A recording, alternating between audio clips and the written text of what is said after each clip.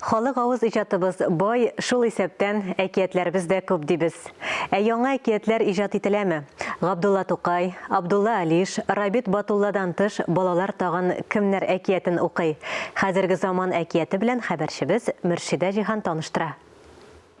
Кайсыдыр заманда җир йөзендә бер ил булган, анда да тәүлек 24 сәгатьтән торган, күктә көндез кояш, төнлә ай балкыган. Туган батыр әкияте әнә шулай башлана. Аны Зөлфәт Хәким иҗат иткән. Балалар да, әти-әниләр дә әкиятне бик яратып кабул итте.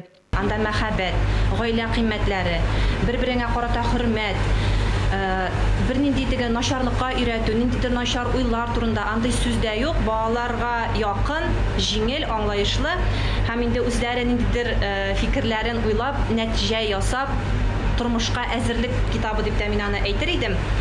Зөлфәт абыйга әлбәттә рәхмәт, шушы китабы, шушы әсәр, шушы Туган батыр проекты өчен һәм без инде аның дәвамын көтәбез, чөнки беренче китаптан соң шундый җитми калды. Ул кыска да түгел, озын да түгел, ләкин шундый тәмле итеп язылган. Маҗаралы әкиятне уйлап табудан тыш балаларга үтемле итеп җиткерә белергә дә кирәк. Аны популярлаштыру максатыннан Радик Абдрахманов Туган батыр призына җәядән ук ату һәм көрәш буенча турнирлар үткәрә башлады. Сайтны эшләтеп җибәрде. Анда әкиятнең 3 телдә аудио варианты яздырылган, комикслар әзерләнә, мультфильм буенча да сөйләшүләр алып барыла. Biz Туган батыр проектны бөтен дөньяга күчерәбез. Безнең әкиятны бөтен дөнья белсен. Татар әдәбиятында соңгы араларда әкият жанрында иҗат итүчеләр дә аз. Ул бит әле милли дә, заманча да булырга тиеш дип исәпли Данис Шакиров. Туган батыр ул менә Радик Гарлемчнең дә идеялары бик зур, без аларга бу юнәлештә ярдәм итәбез.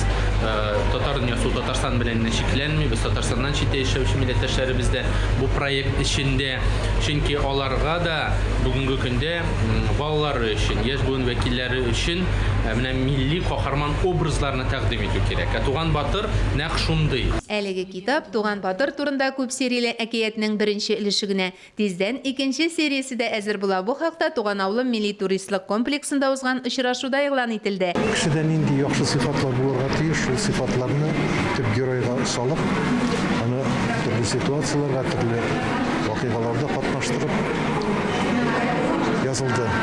Әгәр Сабига бер кайчанда әкият сөйләмәгән булсалар, аның күңелендә эшкәртелмәгән кыр кала. Һәм шуннан соңгы елларда инде бу кырны эшкәртү мөмкин түгел дип искәрткән бер акыл иясе. Мөршидә Җиһан, Айрат Гайнетдинов, Татарстан яңалыклары.